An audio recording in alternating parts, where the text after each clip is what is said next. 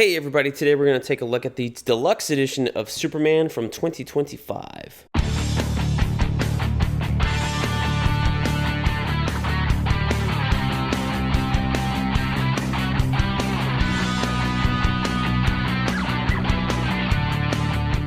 Hey everybody, welcome back to BK's Bullets. This is All-Star Superman, the deluxe edition. This is the 2025 printing. So I did a review recently, and I reread my old two-part or 6-issue trades from when they were first published. And as I was reading them, I was noticing that they weren't beat up per se. I haven't read them too much, but that there was like some printing errors. There were some ink smudges and stuff like that. So I was like, hey, you know what? I like this story enough that I'm going to want to reread this. I should probably keep a lookout for a replacement and either get the new trade paperback that's all 12 in one, or maybe something else. So I went to the comic store a couple days later, and lo and behold, they have All-Star Superman. And I looked at the Black Label trade paperback, and it was selling for $30. This deluxe edition selling for $35. So I said, yeah, that's worth it to me to get a deluxe edition. So it's a little bit bigger than your regular hardcover or trade paperback. Like here's Batman Dark Age compared to it. So you can see there's a little bit on this side and a little bit taller, a little bit wider, whatever. But the pages are definitely bigger size, right? Like this is your standard comic book page. Let's put that away.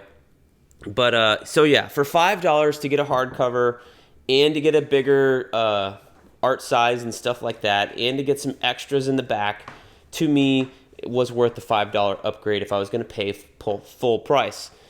So thank you, Ultimate Comics Oviedo, for having that available. So just wanted to go through this deluxe edition. I think it's beautiful. This is the 2025 printing. It was originally compiled in 2021. But yeah, All-Star Superman 1 through 12. It's got a little intro here from Chip Kidd, who's the designer of this book, probably in all the All-Star Superman covers, the title treatment, all that stuff. He has anything All-Star Superman, you can bet he probably designed it. So I do like that he has on every title page, like you have the cover of the issue here with the title treatment. Like in the old trade paperbacks, I think they cut it off right here. Like they didn't have the full image. And this is the full cover, as it's meant. They know they're going to have the bars on the top. They know they have the Superman going off into the distance, getting smaller. So I like that that's there for every issue here. And then you have a little highlight in the corner of like a panel or an image.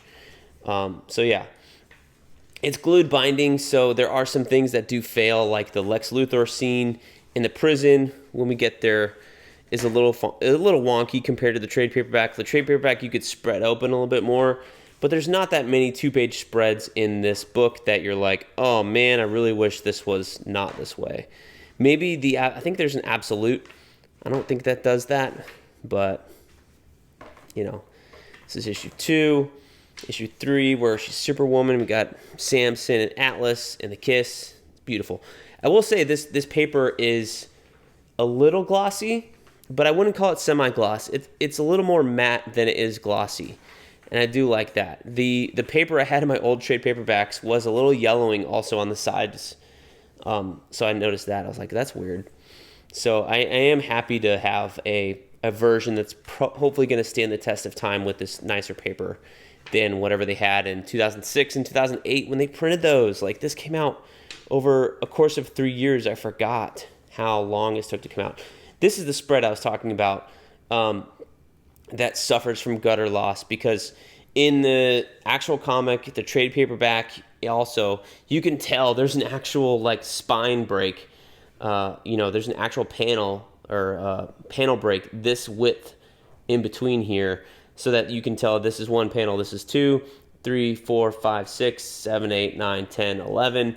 And it also gives you the idea of like, hey, this is the whole, like this is a box of 6 that you're looking at here, and these are like the zoomed in versions from that box of 6 that you're seeing. It's more apparent there than it is on this one, because you're losing that to the gutter loss here. So that's kind of a bummer. But overall, this is a beautiful presentation. Again, I love this. the masked Superman from the future from DC 1 Million, Bizarro Earth. Everything is just gorgeous in here. So if you've read All Star Superman, if you've seen my video, you know my thoughts on it. I think it's a great Superman story. In fact, one of the best, if not the best of all time. But let's go here to the back. The extras I think are cool.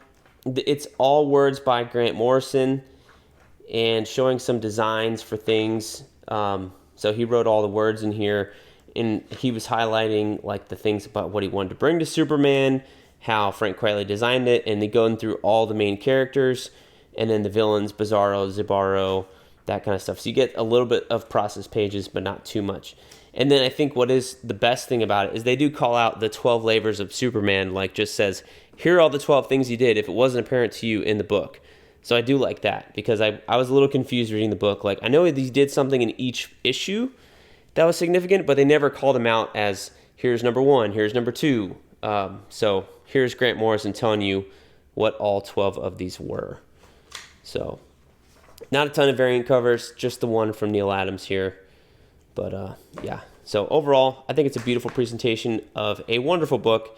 So again, if you don't have a copy of All-Star Superman, if you find the deluxe edition, I think it's worthwhile to pick up over the trade paperback. But again, if you need that $5, go with the trade. Or hell, check it out on Amazon or DCBS or whatever your local comic book shop. If they give you a discount, your favorite website, whatever, and get it for a good price if you can. I know they printed a ton of these for this movie, I'm sure, because that was the inspiration for the Superman film in 2025. So yeah, so beautiful book. Go check it out. Thank you guys for watching. As always, let me know what you guys think of this book down in the comments, and I'll see you guys next time in the Funny Pages.